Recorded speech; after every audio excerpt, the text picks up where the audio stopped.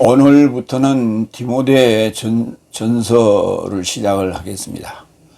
오늘은 디모데 전서 1장 1절로 7절 말씀 가지고 너를 에페소서 안에 머물게 한 이유에 대해서 살펴보도록 하겠습니다. 디모데 전서는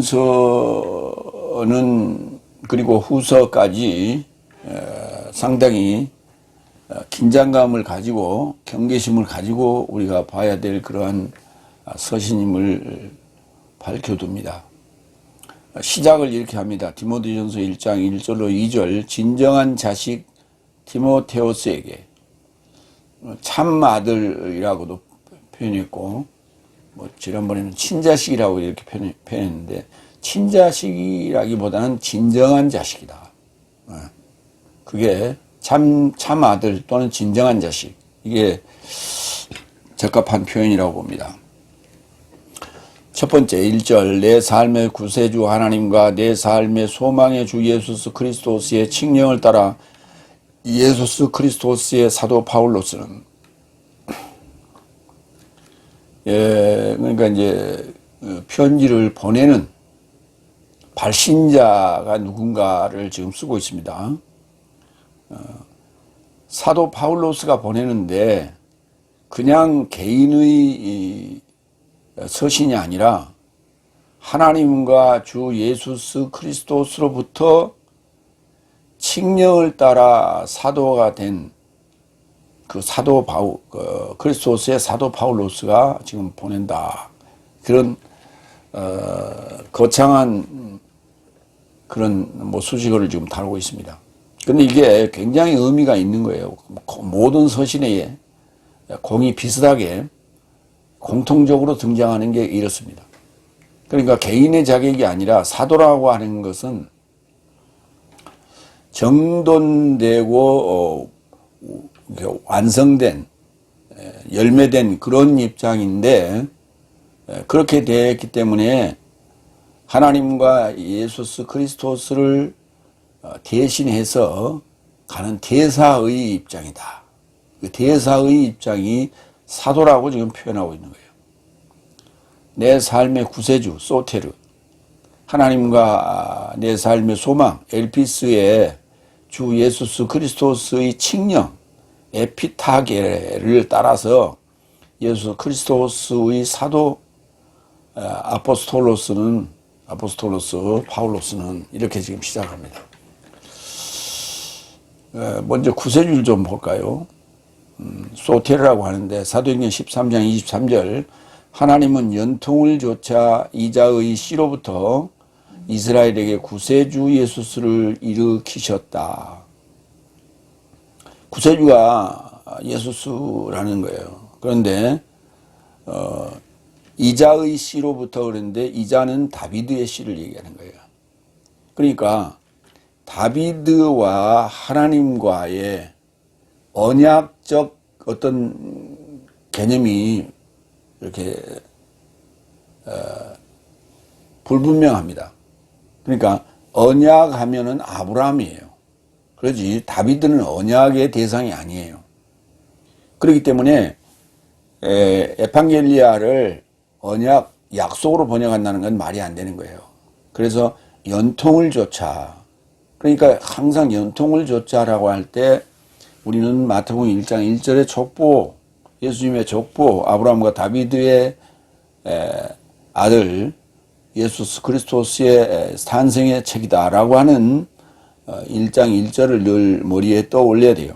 그래서 연통을 조차 다비드의 씨로부터 이스라엘에게 구세주로 예수스를 일으키셨다. 그러니까 다비드부터 등장하는 인물은 구세주라고 하는 구세주적인 그런 성격을 띠면서 아직 구세주 역할은 못하죠. 그러나 다비드의 그 사역도 이스라엘을 건지는 그런 아주 귀중한 일을 했죠. 그래서 그의 씨에서 예수 그리스도스가 탄생할 것을 지금 얘기하고 있는 것이죠. 골로새서 1장 27절 하나님은 성도 삶으로 열국의 삶 안에 이 비밀의 영광의 부요가 무엇인지 알기를 원하셨으니 부요는 영광의 소망이신 내 삶 안에 그리스도스이시다. 부요가 돈이 아니고요. 영광의 소망이신 내 삶 안에 그리스도스라고요. 초월적인 그리스도스가 아니고요. 내 삶 안에 그리스도스예요.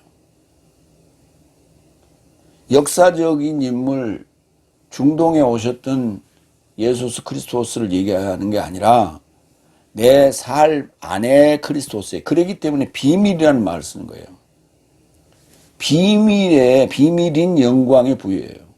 그래서 그러지 2000년 전에 오신 예수 그리스도, 중동에 오신 예수 그리스도스를 얘기한다면 비밀이라는 말을 쓸 필요가 없죠. 디도서 2장 15절 너는 이것을 전하고 이루하며 모든 권위로 더불어 책망하여 아무나 내 칙령에 도전하지 않게 하라. 칙령이라고 하는 이 에피타게라고 하는 단어는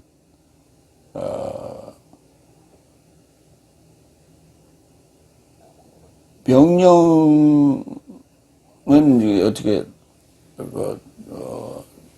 단발적으로 이렇게 순발적으로 이렇게 발생할 수 있어요. 그러나 칙령이라고 하는 것은 그런 게 아니죠. 뭔가 계획에 의하여 진행된 어떤 내용을 말하고 있는 거예요. 그래서 철저한 계획에 의하여, 구원 계획에 의하여 진행된 것을 맡겨서 보냈다. 이렇게 말하고 있는 거예요.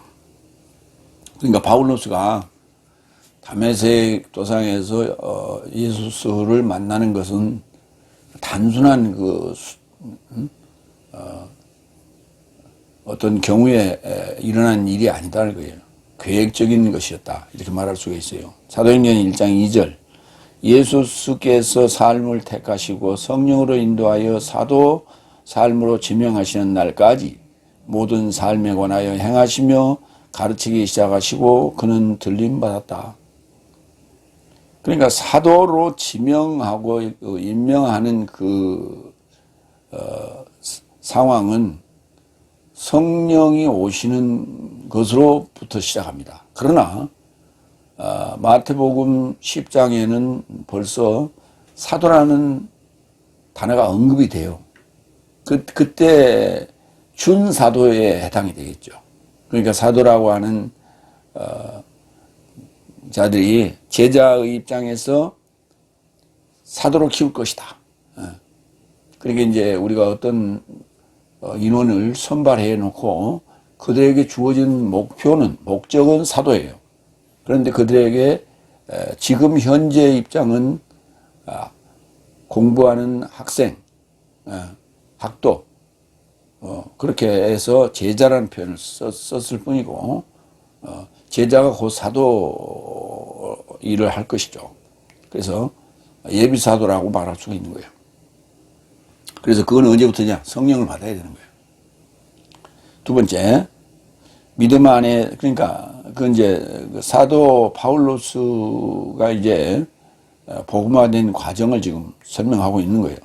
그리고 누구로부터 대신 보내졌느냐, 누구의 배경을 가지고 보내졌느냐라고 하는 거예요. 두 번째, 2절. 믿음 안에서 진정한 자식 디모데오스에게 내 삶의 하나님 아버지와 내 삶의 주 예수 그리스도로부터 은혜와 긍휼과 평화라. 그러니까 사도 그리스도스의 사도 바울로스가 뭐냐? 은혜와 긍휼과 평화라. 그러니까 보냄을 받았어요. 보냄을 받은 이 바울로스의 어깨에는 은혜와 긍휼과 평화가 이렇게 짊어져 있고 그 자체가 사도 바울로스다. 이렇게 말할 수 있는 거예요.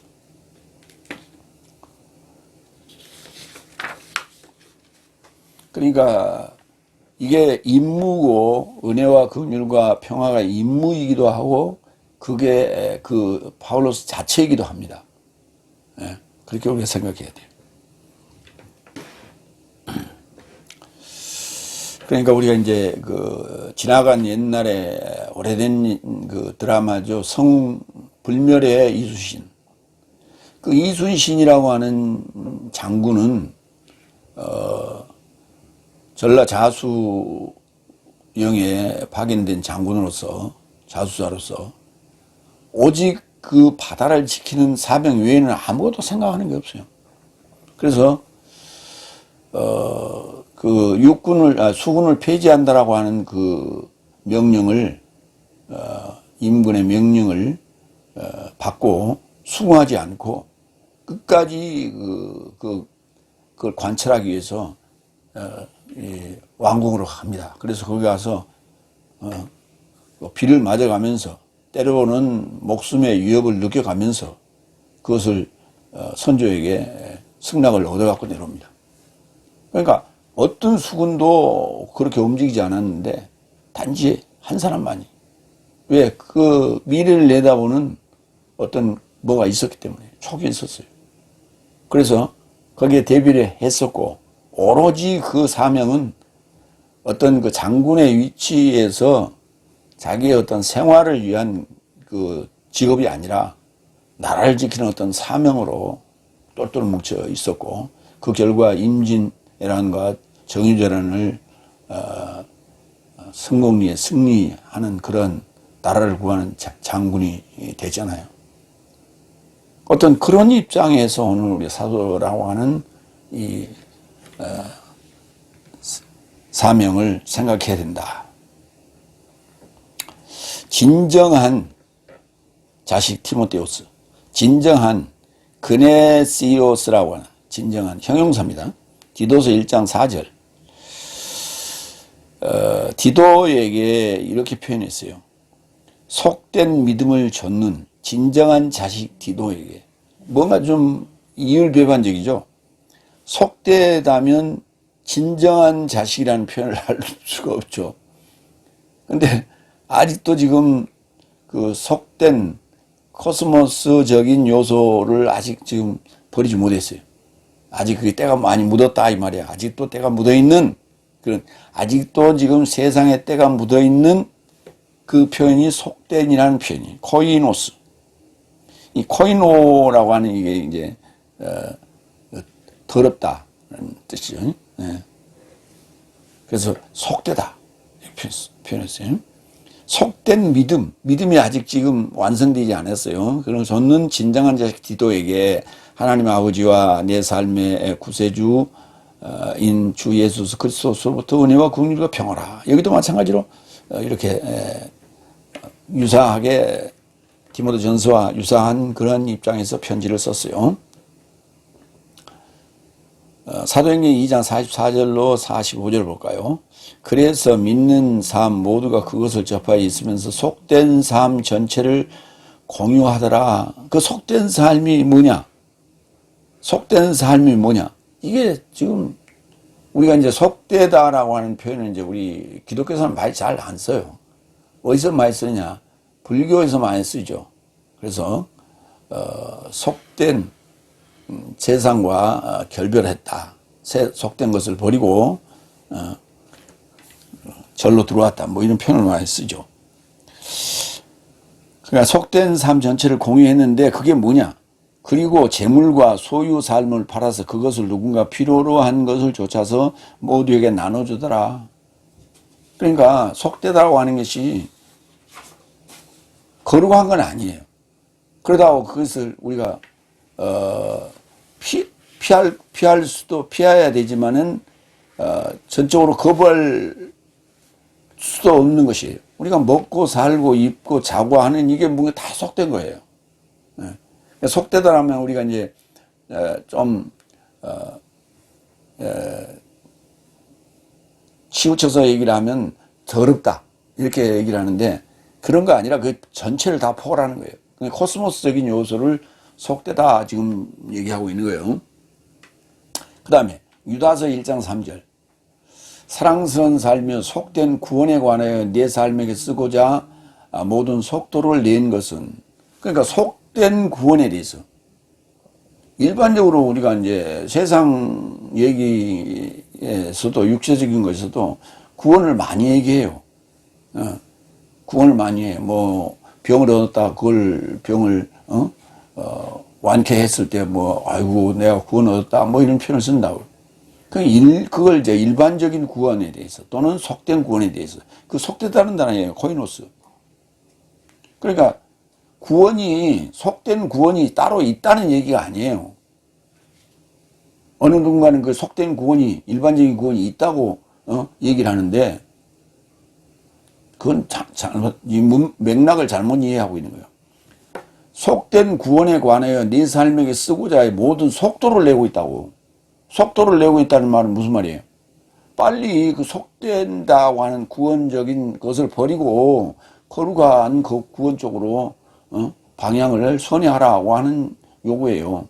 내가 거룩한 삶으로 단번에 넘겨받은 믿음으로 싸우라고 네 삶에게 이루하여 기록할 압박을 가졌다. 속도를 낸다는 얘기가 압박을 가졌다. 이게 나오잖아요. 믿음을 싸우라고 이렇게 표현하고 있잖아요. 그러니까 속된 구원이라고 하는 것은 뭐냐면 교회 나왔으니까 구원 얻었어. 예수 믿었으니까 구원 얻었어. 천국 갈 거야. 이런 거예요. 그렇게 알고 있는 구원을 지금 얘기하는 거예요. 그렇게 느슨하고 긴박감이 없는 그런 구원론은 버리라는 얘기예요. 싸워서 버리라는 얘기예요. 주의보나 경보를 지금 하고 있다. 그렇게 봐야 돼요. 그래서 디도서에게도 뭐 속된 믿음이라는 말을 썼고 유다서에게도 속된 구원에 관하여 지금 그것을 버리라고 얘기하고 있어요. 맥락을 봐야지 그 단어만 가지고 속된 구원이 있다. 그렇게 말하면 안 되는 거예요. 내 삶의 하나님 아버지와 내 삶의 주 예수 그리스도로부터 은혜와 긍휼과 평화라. 뭐 은혜는 수차례 얘기했어요. 예수 그리스도스의 통치를 받는 거, 그리스도스의 통치를 받는 거. 그래서 내세역 영생에 들어가는 것을 얘기하는 것이고 의로 통치하는 것이죠. 그게 통치받는 게 그게 은혜고 평화라고 하는 건 뭐 다 아는 거고 엘레오스라고 하는 이 긍휼이라고 하는 건 뭐냐 봅시다. 마태복음 9장 13절. 그래서 네 삶은 가서 무엇인지 배우라. 나는 긍휼을 원하고 제사를 원치 않는다. 왜냐하면 나는 의인을 초청하러 오지 않았고 오히려 죄인 삶을 회개에 이르게 하려고 왔다. 그러니까 죄인을 불쌍히 여겨서 회개에 이르게 하는 것이 바로 긍휼이라는 거예요. 죄인은 그냥 처벌하고 때려 죽여야 되죠. 그런데 그를 교정하고 회개케 해서 그가 구원을 받게 하는 것이 그것이 바로 긍휼이다. 그러니까 긍휼한 마음이 없으면 전도도 없고 구원 사역이 자체가 안 된다. 그러니까 구원 사역의 근본 바탕이다. 마음의 바탕이다. 우리가 전도자들이 사역자들이 마음 바탕에 깔아야 될 게 뭐냐면 긍휼이라는 매트를 깔아라. 긍휼이라는 매트를 깔고 그 위에 은혜라는 통치와 그 다음에 전체적인 평화를 이루라. 이런 얘기예요. 두 번째, 디모데전서 1장 3절로 4절. 너를 에페소스 안에 머물라고 이루어하였던 이유. 이게 이제 오늘 설교의 주제입니다. 디모데전서의 상황을 우리가 봐야 돼요. 그러려고 하면 이 대상이 누구며 디모데에게 지금 보내는 편지입니다. 그런데 그 누구를 지금 관리하고 있는가? 어디에서 목회하고 있는가? 에페소스에서 목회하고 있다고요. 그 에페소스의 목회자 디모데에게 지금 보내는 편지예요. 그러면 에페소스의 상황을 우리가 이렇게 알아야만이 요 내용이 머리에 들어오는 거예요. 세 번째, 3절. 어떤 삶에게 색다른 교리 가르치지 않도록 경계하려고 지금 디모데에게 얘기하는 거예요.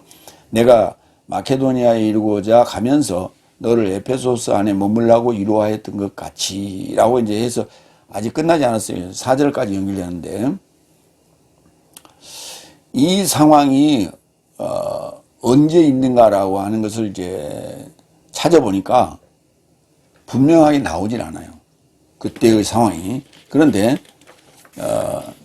거기 3페이지와 4페이지에 보면 4페이지에 보면 3차 선교 여행 때의 상황을 지역과 도시를 나열해 놨는데 거기에 보면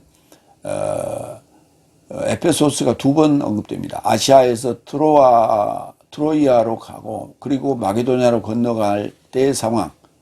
그 다음에 미툴레스에서 에페소스와 밀레노 그리고 바다라 그리고 사마리아로 이제 건너오는 예루살렘 쪽으로 건너오는 때, 그러니까 마게도냐로 들어갈 때에 한번 에페소스를 지났고, 그 다음에 마케도냐에서 에페소스를 거쳐서 다시 예루살렘으로 들어올 때 한번 또 거칩니다. 갈 때 한번 거치고 올 때 한번 거치고 2번이 언급되는데 이 3차 전도 여행 때의 상황이라고 보는 게 맞습니다. 왜냐하면 2차 전도 여행 때는 누가와 디모데후스와 누가는 이제 항상 옆에 있었고 디모데후스를 마케도니아의 데살로니가의 디모데후스를 남겨두고 아가야 지역, 아테네 지역으로 파울루스가 먼저 피신했거든요. 그러니까 그때 2차 전도 여행 때는 말이 안 되죠. 그러니까 3차 전도 여행 때 마게도냐를 건너가면서 에페소스를 디모데후스에게 맡겨놨다. 이렇게 보시면 됩니다. 디모데전서 6장 3절 5절 누군가 색다른 교리 가르치며 이 색다른 교리 가르치지 않도록 그랬는데 매 헤테로 디다스칼레오라고 하는 거 이게 색다른 교리 가르치지 끝까지 않도록은 매가 되는 거예요. 색다른 교리 가르치지까지. 그러니까 색다른 디다스칼레오가 교리를 가르치다는 개념이에요. 그러니까 디다스칼레오가 따로 쓰이지는 않았어요. 교리를 교리라는 단어가 디다스칼리아가 돼요. 가르치다는 단어가 디다스코. 디다스칼로스가 되면 선생이 되고요. 그 다음에 이제 교훈이라고 했는데, 교훈은 디다케가 되고, 디다스칼리아가 되면은 교리가 됩니다. 그 앞에 다른이라고 하는 접두가 붙어서 헤테론이 붙어 있어요. 그래서 색다른 교리를 가르치며, 그러니까 디모데전서 6장 3절에도 한번 나옵니다. 누군가 색다른 교리 가르치며 내 삶에 주 예수 그리스도의 건전한 말씀과 경건을 좇는 교훈에 접근하지 않는다면 저는 자만해져서 아무것도 이해하지 못하고 변론과 논쟁에 관한 병을 앓고 있으니 이런 삶에서 시기와 투쟁과 모욕과 나쁜 처측이 생기고 간섭하는 사람 삶의 지능을 부패케 하여 경건을 이익이 있다고 생각하여 진리를 가지고 사기당하게 되었나니 사치당하게 되었나니 너는 이런 삶으로부터 떠나라. 그러니까 지금 이 디모데전서 6장 상황을 보면 에베소스의 상황이 교리적으로 굉장히 불안정하고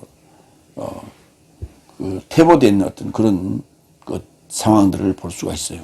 거기에서 색다른 교리를 가르친다고 하는 부분이 언급이 됩니다. 내가 마케도니아에 이르고자 가면서 너를 에페소스 안에 머물라고 위로하였던 것 같이. 그러니까 에페소스 안에 머물도록 하면서 그냥 가면 감사합니다. 내가 잘 관리하고 있습니다. 이렇게 되는데 그게 아니라 에페소스가 문제가 많다는 거예요. 그렇기 때문에 디모데후스를 거기에 머물게 하면서 위로를 했다는 거예요. 사도행전 19장 1절 2절 그리하여 아폴로스가 코린토스 안에 있을 때에 바울로스가 윗지방 삶을 거쳐서 에페소스에 이르고자 와서 어떤 제자 삶을 만나게 되는데 그 삶을 향해 언급하되 네 삶이 믿었더니 성령을 받았느냐 그러자 저 삶이 그를 향해 언급하되 오히려 내 삶은 성령이 있는지 듣지도 못했다. 그러니까 에베소스에 와서 어떤 제자 삶을 만나서 물어봤어요. 성령을 받았냐고 물어봤더니 난 성령이 있는지도 모르겠어. 아폴로가 이제 담당을 하고 있었는데 이런 상황이었더라는 거예요. 그러니까 바울로스의 복음과는 전혀 동떨어진 기존의 유대교적인 그런 교리 또는 복음이 전해지고 있었다. 그래서 이제 거기를 이제 티모테우스에게 맡기고 지금 가는 바울로스의 마음이 썩 편치는 않았을 거예요. 그러나 어쩔 수 없이 갈 수밖에 없었죠. 왜냐하면 로마로 가야 되기 때문에.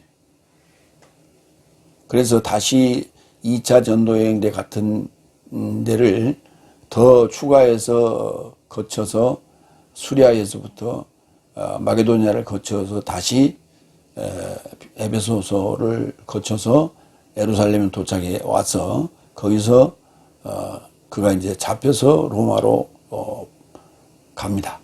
이런 여정을 3차 전도여행 때 하게 되는데 그때에 에베소서에 디모데후서를 맡겨뒀다 하는 얘기예요. 네 번째 4절 신화 삶과 끝없는 세대 이야기 삶에게 집착하지 않도록 그렇게 않도록 그러니까 3절과 연결됩니다.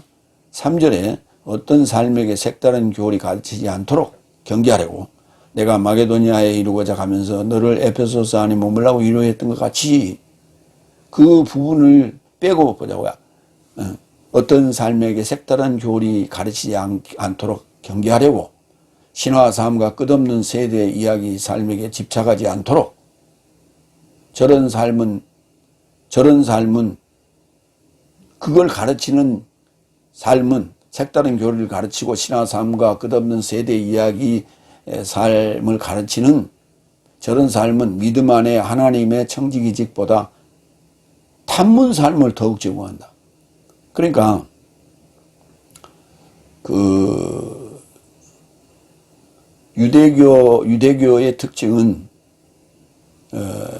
그 하나의 그 공부의 특징이에요. 그 공부의 특징이 구약 성경을 서로 이렇게 주거니 받거니 하면서 토론 형식의 공부였다고요. 그게 지금도 그렇게 하고 있어요. 지금도 그런 도서관이 있어서 교육을 2명 내지는 3명씩 서로 시끄럽게 토론합니다. 그러니까 우리는 일반적으로 도서관 하면은 조용하게 독서하는 그런 곳으로 하는데 그 유대인들의 그 도서관은 그렇지 않아요. 이게 책상 배치도 2명 내지 3명이 이렇게 마주보고 앉아서 토론할 수 있도록 이렇게 만들었어요.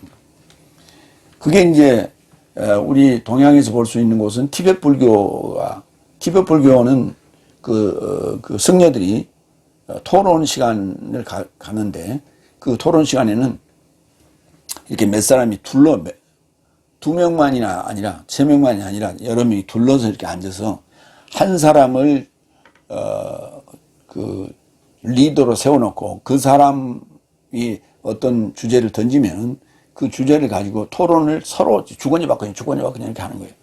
1대5 또는 1대6 이렇게 그 토론을 하는 방식이에요. 아주 그 싸우는 것 같이 이렇게 해요.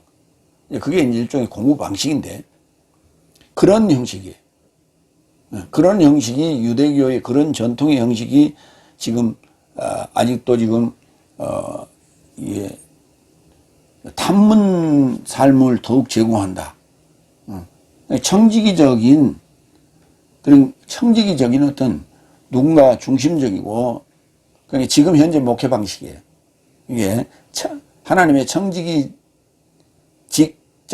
그런 삶은 일방적으로 누군가가 이렇게 주도적으로 리더해가는 그런 형식이에요. 썩 그게 싹 좋은 건 아니지만은 거기에 토론 형식을 가미하면 금상첨화죠. 그런데 리더가 없이 그냥 토론 형식으로만, 탐문 형식으로만 하다 보니까 배가 산으로 가는 거예요. 그러니까 일정한 주제로 쭉 끌어가는 게 아니라 끌어가면서 질문과 답변을 이렇게 하면서 그것을 발전해가는 그런 교육 방식이 아니라 토론 형식이에요. 그러다 보면 배가 산으로 가버리는 거예요. 오늘 뭐 때문에 이 토론의 지가 어디로 사라져버려요. 주제가. 그냥 맨날 뭐였다 끝났다 뭐였다 끝났다. 소득이 하나도 없는, 결과도 없고. 그래서 그런 탐문 삶을 더욱 제공하더라. 그래서 방식을 지금, 기존의 방식을 지금 나무라고 있는 거죠.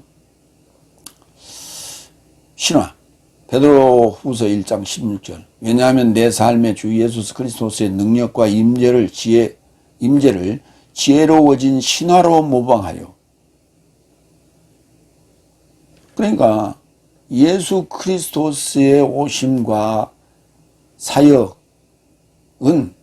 실제적인 얘기지 신화가 아니에요. 신화가 아니에요. 지금 우리가 가르치고 있는, 배웠던 다섯날까지의 기독교 이야기는 신화적인 얘기예요.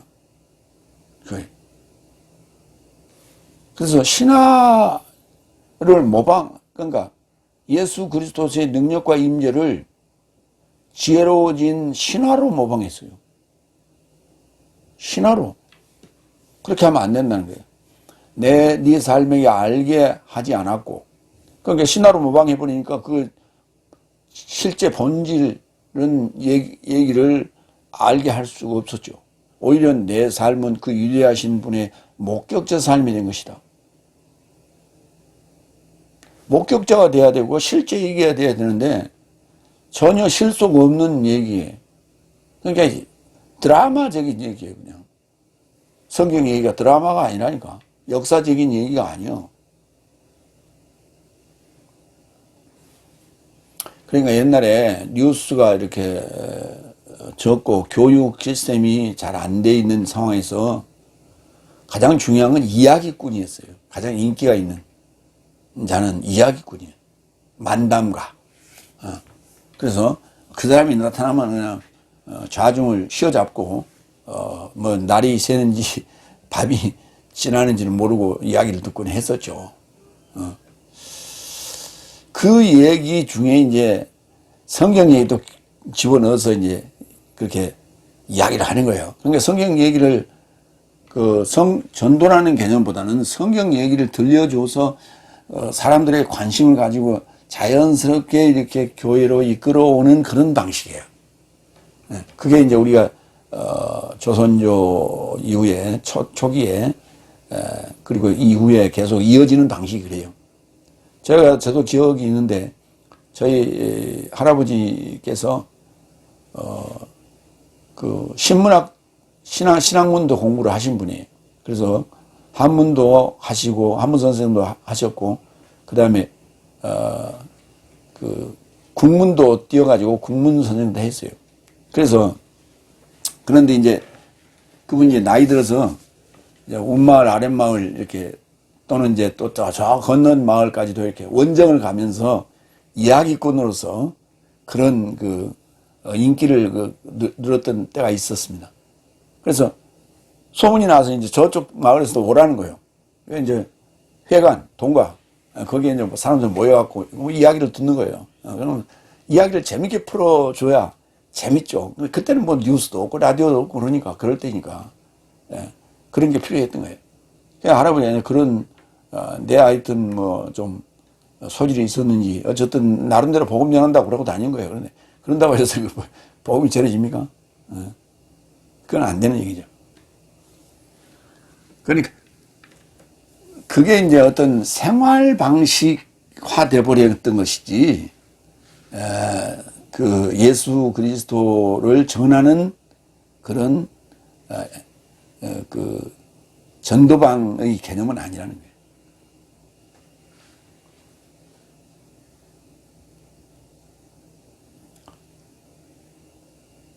디도서 3장 9절도 봅니다. 그러나 너는 빈 변론과 세대 이야기와 분쟁과 법적인 다툼을 비껴 살아. 이거 하지 말라는 거예요.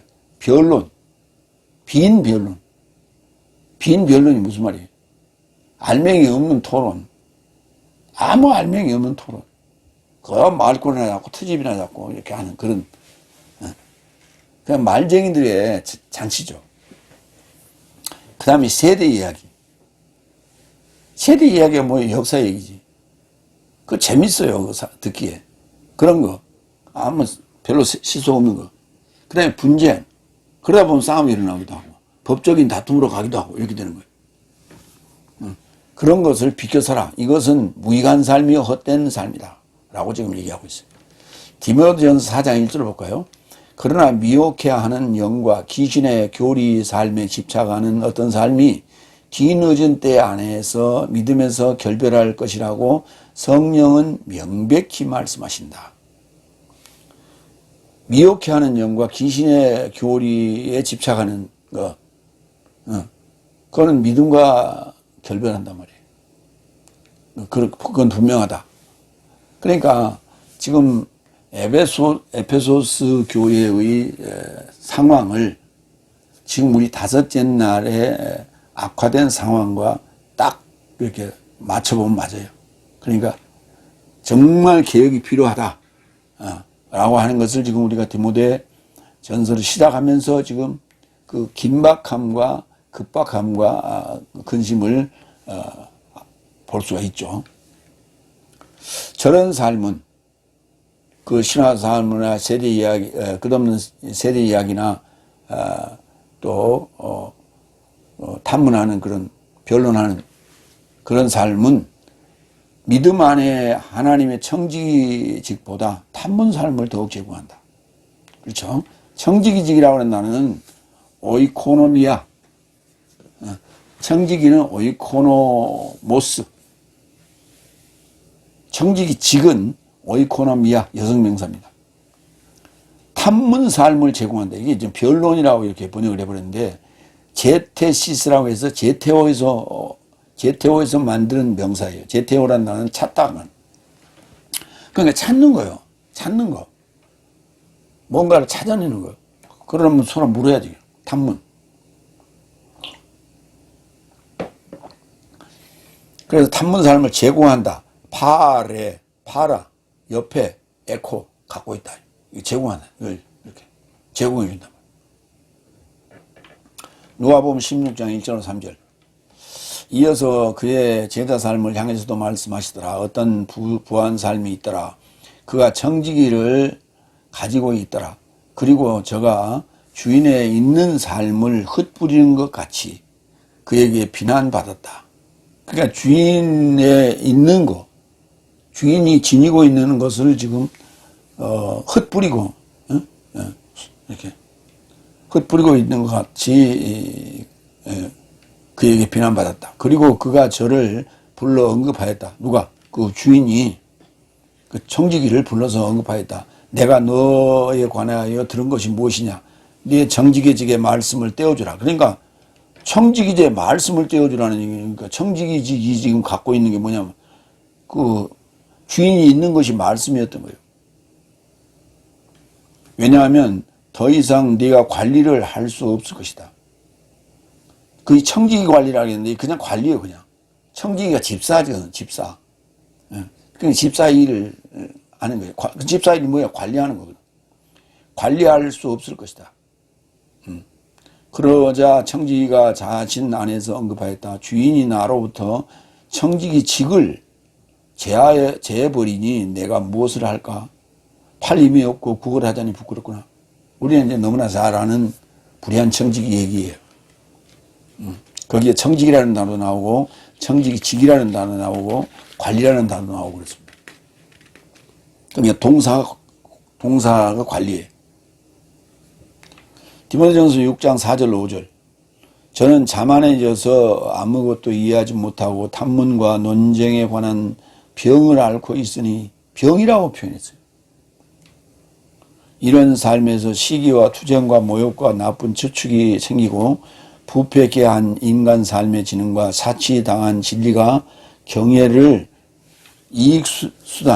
이익수단이 있다고 있음으로 생각하는 간섭하는 삶이니 너는 이런 삶으로부터 떠나라. 아까도 나왔던 얘기 또 나옵니다. 아까 나온 부분은 좀 수정이 됐죠.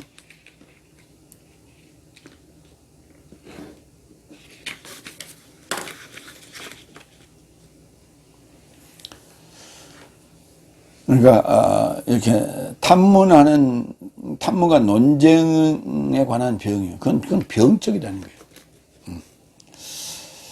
그래서 이런 삶으로부터 떠나라. 디모데전서의 상황, 디모데전서에 기록된 것은 에베소서의 문제점이라는 거예요. 에베소서 교회의 문제점. 골로새서 4장 1절도 봅니다. 주인 삶이여 의로운 것과 공평함을 종 삶에게 제공하라. 이 제공하라가 팔의 코예요. 내 삶도 하늘 삶 안에 주인을 지니고 있음을 알아보는 것이다. 그래서 의로운 것 공평함을 종 삶에게 제공하라 라고 얘기합니다. 세 번째 대지로 갑니다. 디모데전서 1장 5절 7절. 지시의 완성은 믿음에서 나오는 사랑이다. 그러니까 지시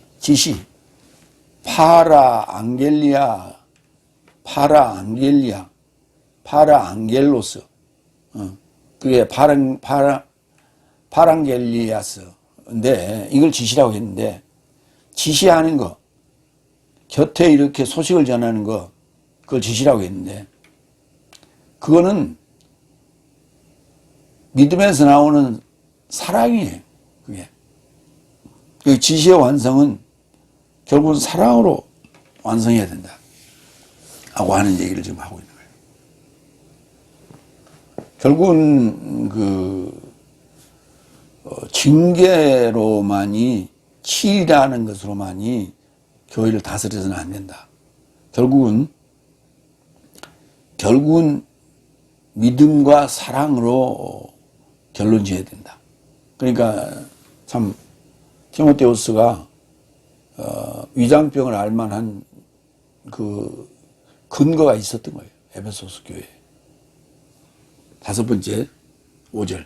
그러나 지시의 완성은 청결한 마음과 선한 공공의식과 위선 없는 믿음에서 나오는 것이 사랑이다. 위장이 아니라 위선으로.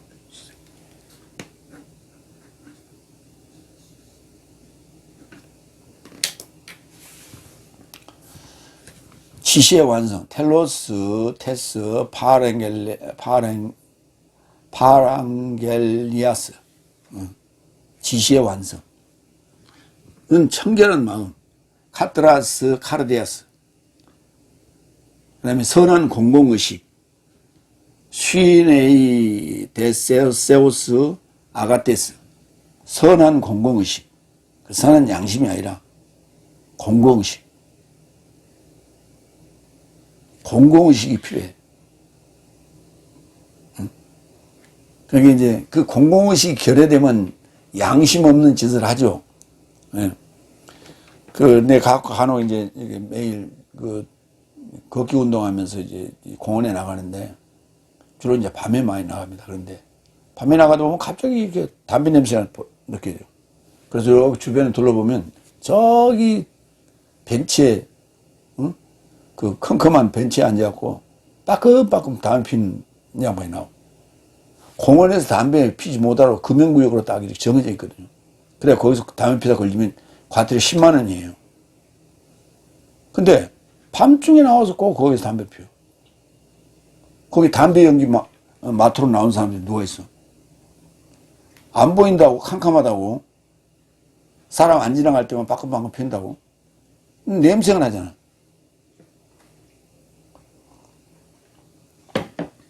근데 담배 피우는 사람은 이 냄새가 저기까지 갈 거라고 상상을 안 하는 거예요. 저기 지나가는 사람 코에 이 담배 연기 냄새가 날 거라고 생각 안 하는 거예요. 담배 연기가 무섭습니다. 빨리 사라지질 않아요. 훅 올라가 버리지 아니에요. 밤에는 특히 더 기압이 낮기 때문에 바닥에 깔아져서 널리 퍼진다고. 공공의식이 없는 거예요. 공공의식이. 그걸 우리가 공중도덕이라고 그러죠. 마태복음 5장 8절. 마음으로 깨끗한 삶은 행복하다. 그러니까 마음에 병이 없으면 육체의 병도 없어요. 근데 마음이 분주하면 육체의 병도 많아. 왜? 마음과 육체는 떨어질 수가 없죠. 마음이 이렇게 두려움을 느끼면 몸도 근육도 긴장하잖아요. 그래서 마음으로 청결해야 돼요. 마음으로 깨끗해야 돼요. 그래야 행복해. 그래서 늘 마음을 잘 다스리라. 왜냐하면 저 삶이 하나님을 보게 될 것이다. 라고 했어요. 베드로전서 3장 21절. 선한 공공의식이 뭐냐? 물은 대표하는 세례요. 이제도 내 삶을 구원한다. 물에서 나를 키워요. 물이라는 사상 안에서 나를 키워요. 양수 안에서 아기가 자라듯이 물이 둘째 날부터 셋째 날, 넷째 날, 다섯째 날까지 물에서 내가 자라요. 그래서 세리라고 하는, 요단강 세리라고 하는 물에서 올라오는 거예요.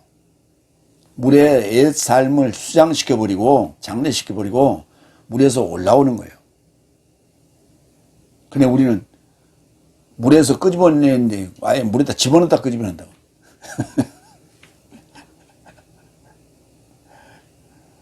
집어넣으면 둘째 날 집어넣어야죠. 물에다가.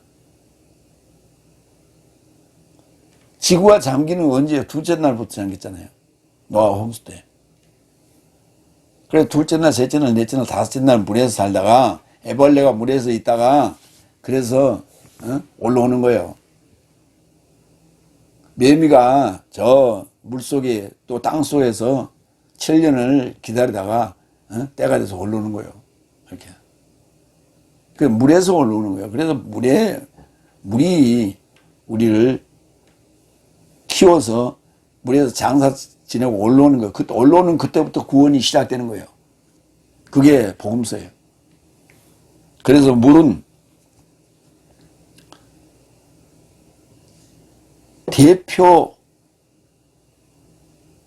대표라는 말이 이게 뭐냐면 대신 표상이다. 표상이 대신하고. 그래서 대표라는 말이 대신 표상이. 그러니까 물은 세례로 이게 대표가 되는 거예요. 아니 세례의 대표예요. 그러니까 물과 세례는 뗄 수가 없는 거예요. 그래서 물에서 올라오는 게 세례라니까. 이게 씻고 장사 지내고 올라오는 거예요. 그때부터 구원이 시작되는 거예요. 이제도 내 삶은 구원한다. 육체의 부패하는 것의 제거함이 아니요 오로지 예수 그리스도의 부활로 인해 하나님의 이루고자 선한 공공의식의 신문이다. 이제 공적인 삶을 살게 되는 그러한 신문. 그때부터 공부 들어가는 거예요. 그때부터 여섯째 날. 다섯째 날까지는 배양. 여섯째 날부터는 본격적으로 공부, 훈련. 그리고 일곱째 날은 사역. 이렇게 되는 거예요. 그러니까 매미가 땅속에서 7년을 기다리잖아요. 미국의 어느 매미는 그냥 그 품종이 다른 거 매미예요. 그는 땅속에서 15년을 기다려요. 그러니까 15년 만에 나오는 그런 매미도 있어요. 그 한철 불과 한 일주일 동안 울어대는 밤낮으로 울어대는 거예요. 그거 얼마나 힘들겠어요. 한번 생각해 보세요. 온 몸을 날개짓을 하면 떨면서 소리를 내는 거예요. 그 소리가 얼마나 시끄러운지 아세요? 여름에 이렇게 더우니까 창문을 열고 자잖아요. 베란다 문도 열고 요 밑에 놀이터에 숲이 있거든. 그 숲에서 매미들이 울어대는 소리가 밤중 내내 울어요. 얼마나 시끄러운지 몰라. 소음이에요. 그 한철 울기 위해서 7년을 기다렸다니. 7년. 7년을 기다려서 올라와서 오래되면서 나무에 부리를 꽂고 거기서 수액을 빨아먹고 그러고 사는 거예요. 7년. 일주일. 그러고는 죽어요.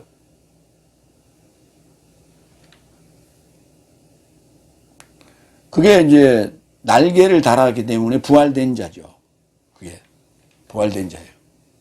그래서 여기도 나오잖아요. 예수 그리스도의 부활로 인해 하나님의 이루고자 선한 공공의식의 신문이다. 공적인 신문이에요. 디모데후서 1장 5절. 위선 없는 믿음의 의식을 내 안에 취하였으니. 위선 없는 믿음, 위장 없는 믿음. 이 믿음은 먼저 내 할머니 로이스와 내 어머니 유니케 안에 내주하였으며 나는 내 아내도 내주하는 것을 신뢰한다. 디모데후서에서 얘기하고 있죠. 내주하는 위선 없는 믿음. 이게 중요하다고. 위선이 있는 그런 믿음은 안 돼요. 그래서 마태복음 23장에서 외식하는 자들이 할 때가 위선하는 자들입니다. 위선. 아주 예수님께서 심히 책망했던 자들이에요. 베드로전서 4장 8절. 네 삶은 모든 삶에 앞서 내 자신의 삶에 이루고자 열렬한 사랑을 가지라.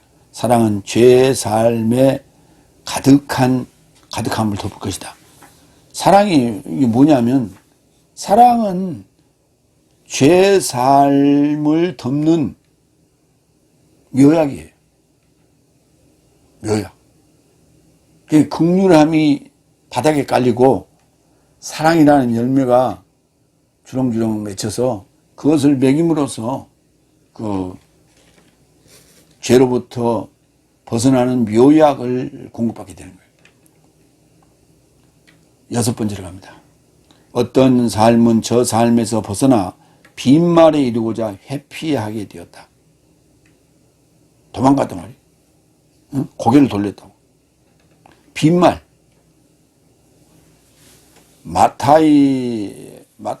마타이올로기아, 빈말이에요. 헛된 말, 빈말에 이루고자 회피하게 되었다. 에크트레포. 이렇게 고개를 돌렸다고. 어디에? 빈말에 이루고자. 빈말이 좋아서 빈말 따르고자 고개를 돌렸다니까. 그러니까 여태 지금 나오는 그런 저런 삶은 참 거의 빈말이에요. 아무 영향가 없는 말이에요. 그런데 귀에는 달콤하거든. 근데 목사님 얘기는 너무 딱딱해. 왜 딱딱할까? 생각을 안 하니까요. 그러니까 빈말들은 생각 없이도 그냥 편하게 들을 수가 있어요. 근데 어려운 말은 따져봐야 돼, 이렇게 따져봐야 돼. 그러니까 따져보기 싫어해, 사람들은. 그래서 빈말을 좋아해. 그냥 수수수수 재밌는 말.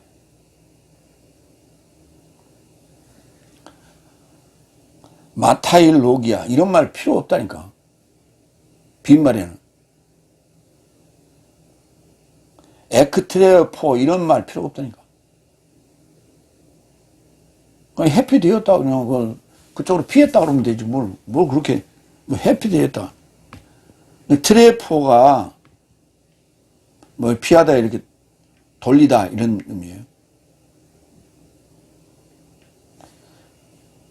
그러니까 이제 디모데서만이 그런 게 아니라 디도서도 마찬가지예요. 디도에게도 지금 그 맡겨놓은 그 사역지가 거의 에베소 교회와 다를 바가 없어요. 그래서 디도서도 거의 비슷하게 나와요. 왜냐하면 복종치 아니하고 빈말쟁이요 가슴을 속이는 삶이니 특히 할례에서 난 삶이 많도다. 유대교들이 그렇다고요. 유대인들이. 특히 유대인들이 그런 행동들을 많이 한다는 거예요. 디모데전서 5장 15절. 왜냐하면 어떤 자는 이미 사탄의 뒤로 회피하게 되었다. 저런 지금 내가 지적하고 있는 이들은 거기에 동조하면 사탄 뒤에 숨은 에덴동산의 그 나무 뒤에 숨은 상황하고 똑같다. 사탄 뒤에 숨은 거다. 7번째 7절 법선생 삶이길 원하면서 깨닫는 것도 없고 무슨 삶을 말하는지도 모르고 어떤 삶에 관하여 입증도 없다. 법선생 노모 디다칼로스 디다칼로스가 선생이에요. 앞에 노모스가 붙었는데 노모 디다칼로스 법선생이에요. 법선생으로 우리 법 좋아하잖아요. 법조인들 좋아하잖아요. 서로 법조인 되려고 그러잖아요. 국회의원도 법조인이 아닌 국회의원들은 법적인 얘기를 할 때 맥을 못 쳐요. 그러니까 법조인이면서 국회의원 하는 사람들은 그래도 법을 얘기하면서 목에 힘도 주고 그래요. 법조인이 따로 있는 거예요. 뭐 공부하면 되지. 머리에 애우기가 젊어서부터 공부 안 했으면 머리에 애워지지 않아요. 법조문이. 그러면 써가지고 들고 다니면 돼요. 그리고 요새 노트북 있잖아. 노트북에 가지고 다니면서 청문회하면 되지. 법을 만드는 사람들이 법 얘기를 잘 안 해. 정청래밖에 안 해. 정청래는 지금 그 위원장 하면서 법 공부를 많이 했더라고.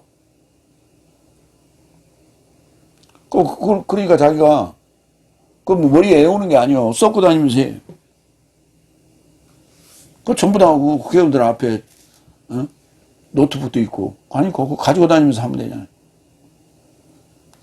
공부해야 돼요. 공부 안 하면 당하는 거예요. 도리어 역공을 당하는 거예요. 법선생 법조인 되려면 사도행전 5장 33절 35절 그러자 저 사람이 듣고 난도질 당하더니 사도 삶을 없애기로 작정하더라. 그러자 백성 모두에게 존경받는 법선생 가말리엘이라는 이름으로 바리새인이 공회 안에서 일어서서 사도 삶을 잠깐 밖에 나가도록 명하고 저 삶을 향하여 언급하되 이스라엘 남자 삶이여 이 사람 삶에 접촉하여 무엇을 행동하려고 하는지 내 자신 삶에게 주의하라.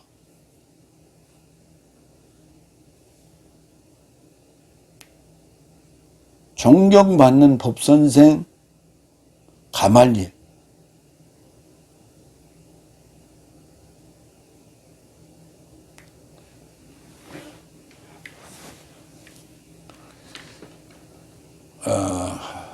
이 정도의 어떤 그 배짱은 있어야 돼요.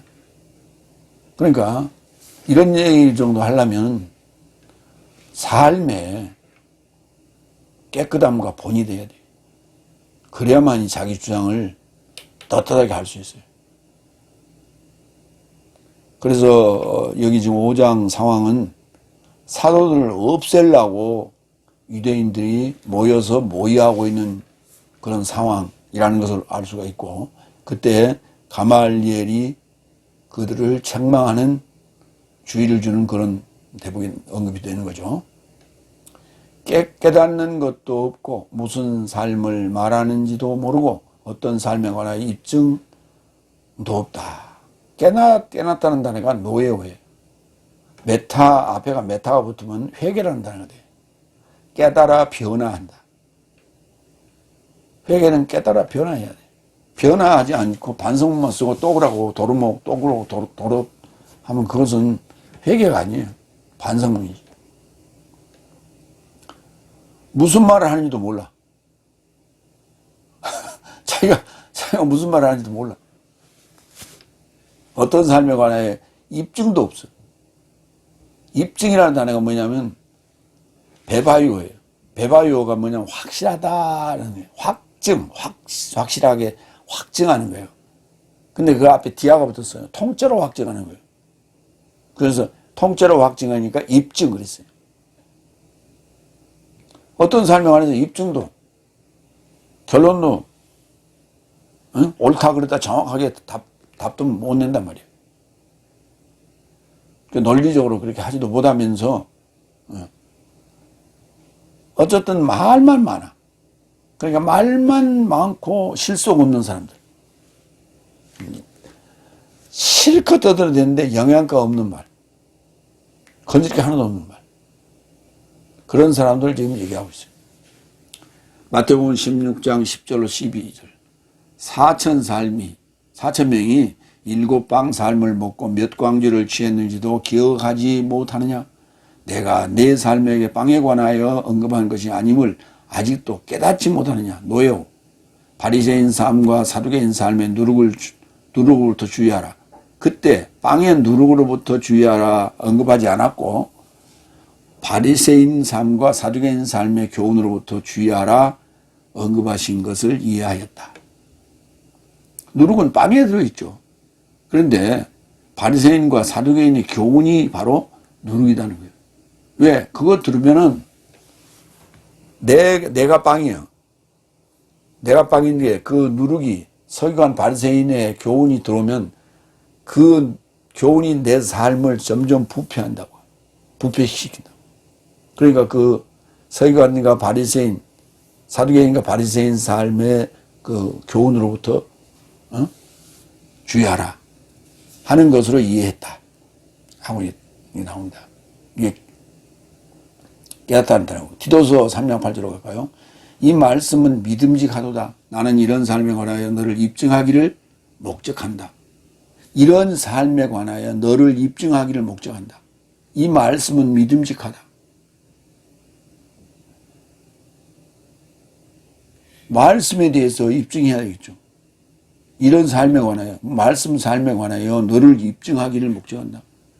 내가 지금 어느 정도 가고 있는지를 입증을 해줘야죠.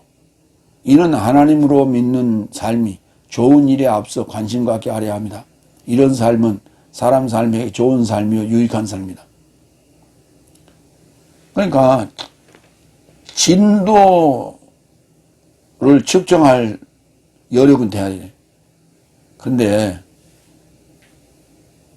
자기 좋을 대로 성경에 있는 걸 그냥 이렇게 퓨전 요리하듯이 만들어가지고 거기에다 깨맞춰갖고, 그 무당이 이렇게 점쳐주듯이 그런 식으로 그 성장 과정을 체크해주면 됩니까? 정확한 체크는 본인이 하는 거예요. 체크는 본인이 하는 거고, 척도만 제시하면 돼요. 5째 날이냐, 4째 날이냐, 6째 날이냐, 7째 날이냐 라고 하는 정확한 입증만 해주면 그 진도 체크는 본인들이 하는 거예요. 왜? 내가 5째 날인데 6째 날 공부를 하고 있다. 그럼 너 몇째 날이냐면 6째 날이라고 그러죠. 그러나 속은 5째 날이에요. 보여주기 싫은 거예요. 본인은 알아. 그 대신. 그래서 상대를 체크해 주려고 생각하지 마라. 자만 제시해라. 같이 해주려고 하지 말고. 그게 입증이에요. 정리합니다. 서두에도 얘기했지만 에페소스 교회에 종교적, 교리적 갈등이 많습니다. 디모데후서를 남겨두고 훈육하라고 한 것을 기억하면서 디모데 전서와 후서의 설교에 집중하시기 바랍니다. 어떤 삶에게는 색다른 교리를 가르치지 않도록 경계하라고, 신화 삶과 끝없는 세대 이야기 삶에 집착하지도 않도록 에베소서에 머물게 한 것이다.